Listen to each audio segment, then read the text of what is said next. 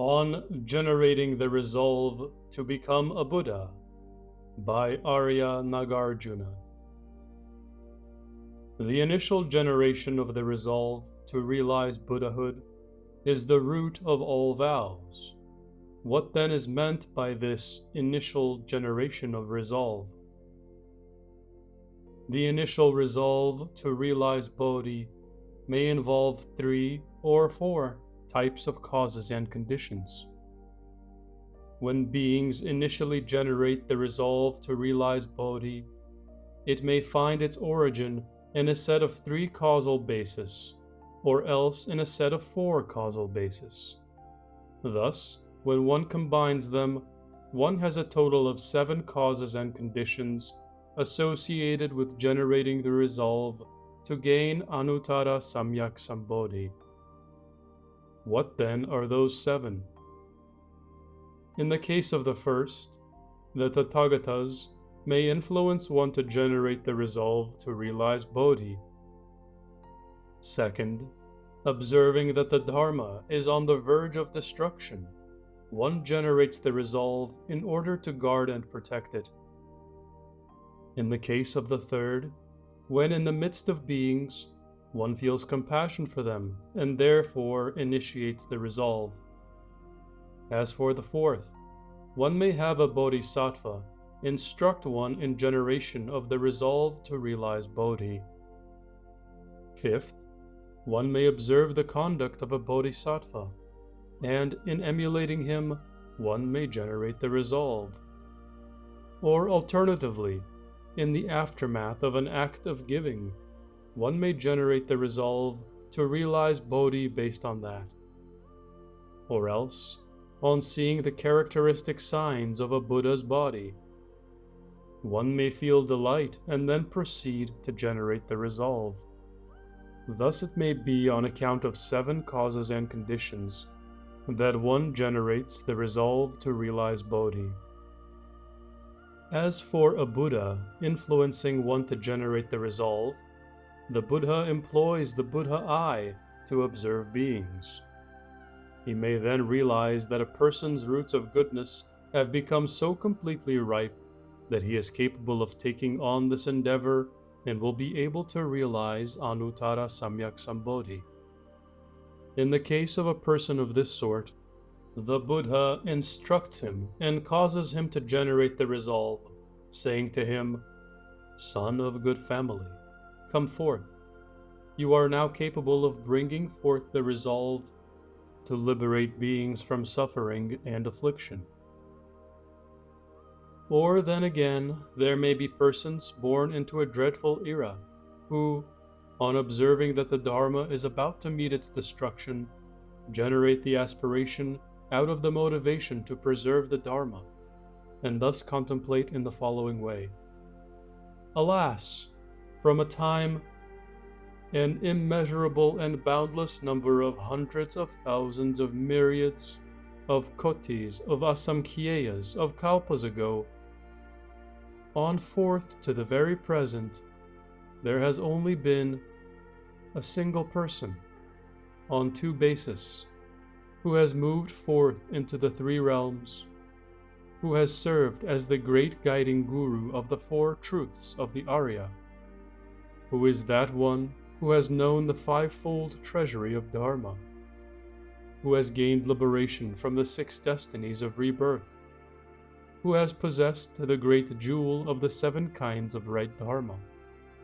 who has deeply practiced the 8 liberations, who has employed the 9 categories of sutra text in teaching and transformation, who has gained possession of the 10 great powers, who has described the 11 kinds of meritorious qualities, who has skillfully set forth the continuous cycle of the 12 causes and conditions, who has explained the 13 types of dharmas assisting realization of the path of the Aryas, who has possessed the great jewel of the 14 factors fundamental to awakening, who has gotten rid of the 15 kinds of craving, who has gained realization of the 16 mind states involved in the uninterrupted path, and the path of liberation, who has extricated beings from 16 kinds of hells, who has also mastered the 17 physical dharmas, who has completely perfected the 18 dharmas exclusive to the Buddhas, who has skillfully distinguished the 19 stations of persons who have gained the fruits of the path, and who has known well and distinguished clearly the 20 kinds of roots of those still in training, of the Arahats, of the Pratyeka Buddhas, and of all Buddhas. This one possessed of the mind of great compassion, this great Lord of generals, the Lord of the great assembly, this King of the great physicians, this great guide, this great captain of the ship, over the course of a very long time, then and only then, succeeded in gaining this Dharma. He cultivated those ascetic practices so difficult to practice, and only then succeeded in gaining this Dharma.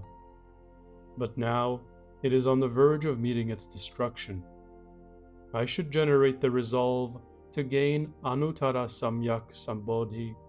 should plant thick roots of goodness, should thus gain realization of the path to Buddhahood, and thus should cause the Dharma to abide for a long time, enduring even for countless asamkhyeyas of kalpas. Of this same sort are those who, while cultivating the Bodhisattva Path, strive with diligence and vigor to guard and uphold the Dharma of the incalculably many Buddhas. Or, alternatively, there may be persons who observe that beings, beset as they are by bitter afflictions, are to be pitied, that they have no one to rescue them, no one in whom to take refuge, and no one on whom they can rely, that they flow along in the dangers and difficulties of cyclic birth and death, risking descent into the wretched destinies, that they are afflicted by great adversaries and insurgents, by all manner of fearsome insects and animals, by the terrors involved in births and deaths, by all manner of fearsome ghosts, and by other circumstances as well, that they are constantly pierced by the thorns of the sufferings and afflictions from worry and sadness, that they fall into the deep pit of separation from those they love and proximity to those they detest, that the waters of joy and happiness are only very rarely encountered, that they travel alone in the midst of intense cold and intense heat, that they are stranded without shade in the vast wilderness and find it difficult to make their way across to liberation, that beings in their midst of all of this are possessed by all manner of terror and fearfulness, and that they have no one to rescue them or serve as guides for them. Having observed that beings have entered in this manner into the dangerous and wretched destinies,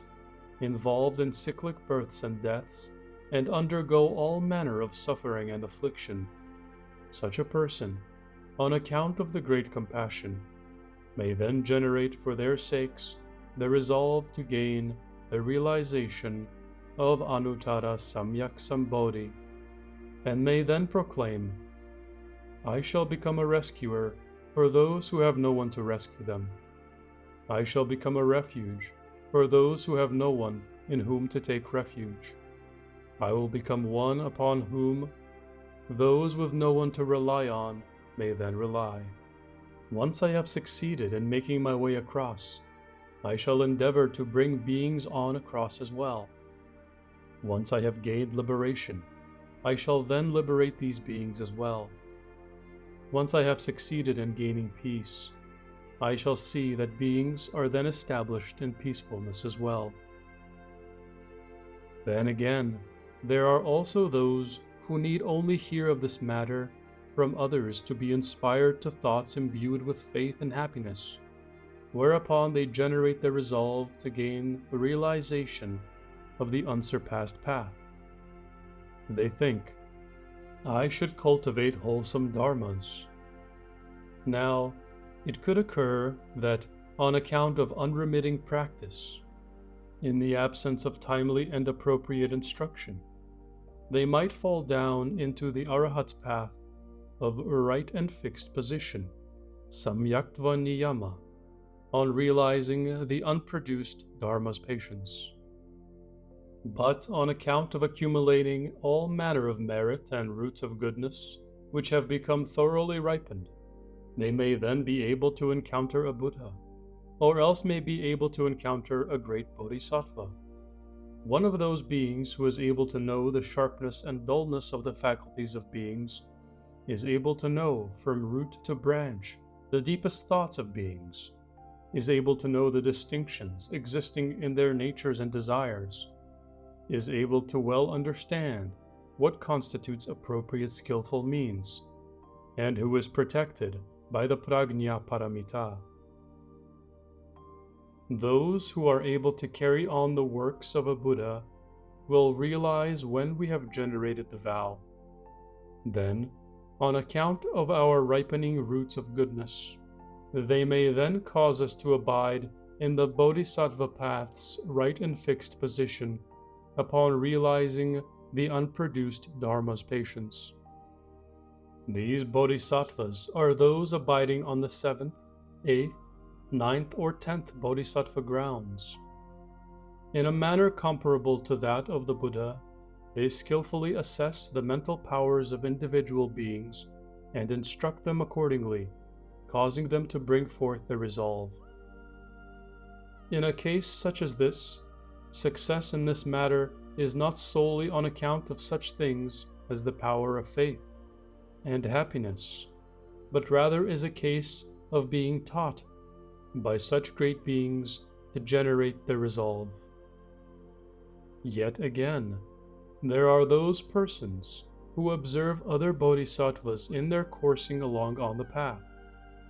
They observe them as they cultivate all manner of roots of goodness, and as they proceed along under the protection of the great compassion.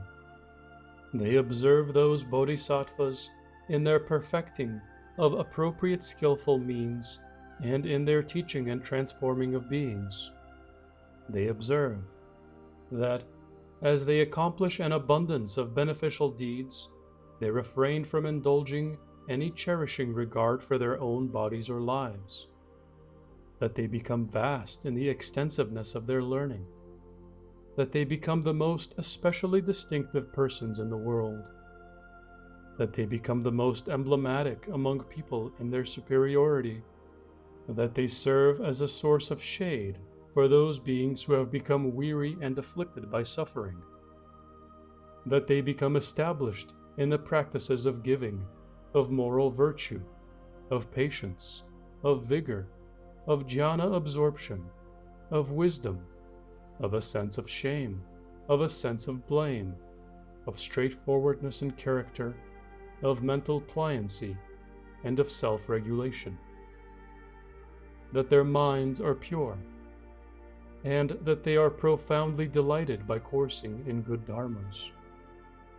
On observing persons such as these, they are inspired to reflect, I too should course in those practices coursed in by these men. I too should cultivate just such vows and conduct as they themselves do practice. I should generate this vow for the sake of realizing this Dharma. Having had this thought, they then proceed to generate the resolve to realize the unsurpassed path. Yet again, there are those persons who engage in acts of giving, acts wherein they present gifts to a Buddha or to his Sangha, or who may merely make a gift of food, drink, or robes to a Buddha. On account of such acts of giving, these persons may call to mind those bodhisattvas of the past who were able to course in giving. Such bodhisattvas as Velama, Vesantara, Sarvada, and King Shibi. They may then straightway generate the resolve to gain a realization of Bodhi, and thus may proceed with dedicating the merit from their giving to Anuttara Samyak Sambodhi. Yet again, there may be those persons who directly observe or merely hear about the 32 marks of the Buddhas, namely, such marks as the evenness of their souls, the wheel marks on the hands and feet, the webbing at the roots of their fingers, the softness of their hands and feet, the fullness in 7 places, the slenderness and length of their fingers, the breadth of their heels, the straightness of their bodies, their high and even ankles, the upward pointing and swirling of their bodily hairs, their shanks resembling those of the Ainea antelope, their arms whereby the fingers reach below the knees, their genital ensheathment like that of a stallion, the gold color of their bodies, the softness and thinness of their skin, the placement of but a single hair in each pore, their white hair mark betwixt their brows, their lion-like bodies, their round and large shoulders, their fullness of the axillary region, their ability to distinctly know sublime flavors, their physical girth like that of the Nāgārjuna tree, their flesh cowl atop the crown of their heads, their vast and long tongues, their voices possessed of the Brahman sound, their lion-like jaws, their 40 teeth, straight, white, and closely set, their blue eyes, and their eyelashes like those of the king of the bulls. They may then become delighted in mind and may think, I too should strive to gain these physical marks, and I too should strive to gain those dharmas gained by those who possess such physical marks. They may then straightway generate the resolve to gain realization of Anuttara Samyak Sambodhi. Thus it may be on account of any of these 7 causes and conditions that one then generates the resolve to gain the realization of Bodhi. Question: You have declared that there are these 7 sorts of causes and conditions behind a person's generation of a bodhisattva's resolve.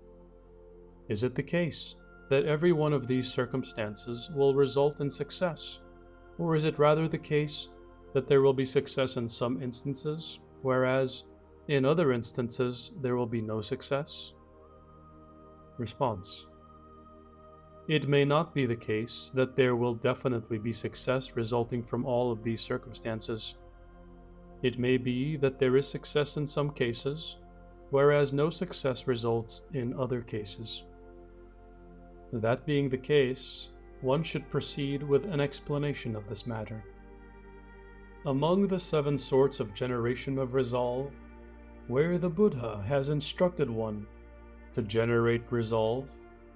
where one generates resolve in order to protect the Dharma, and where one generates resolve on account of pity. Those possessed of the 3 motivations of this sort will definitely be ones who find success in this. As for the other 4 types of motivation, it is not definite that they will be successful in every case. Among these 7 categories of resolve, where a Buddha has contemplated the basis in one's faculties, and then instructed one to generate the resolve, that will certainly result in success. This because the Buddhas do not utter words which are in vain. So too, in instances where such resolve is generated on account of revering and esteeming the Dharma of the Buddhas, and being motivated by the will to protect it. So too, in those instances where one has brought forth the mind of great compassion for the sake of beings. These 3 categories of resolve will definitely result in success. This because the roots of goodness are deeply anchored. In instances where other bodhisattvas have provided instruction which has influenced one to generate the resolve, in instances where one has observed the practices of bodhisattvas and thus generated the resolve, in instances where one has generated the resolve on account of an act of great giving, and in instances where one has generated the resolve on account of directly seeing or merely hearing about the physical marks of a Buddha. Most of these instances of generating the resolve do not result in success. Still, it may indeed be that there will be success in these latter instances. Failure to find success in such instances is on account of the relative weakness of the roots of goodness which serve as their basis.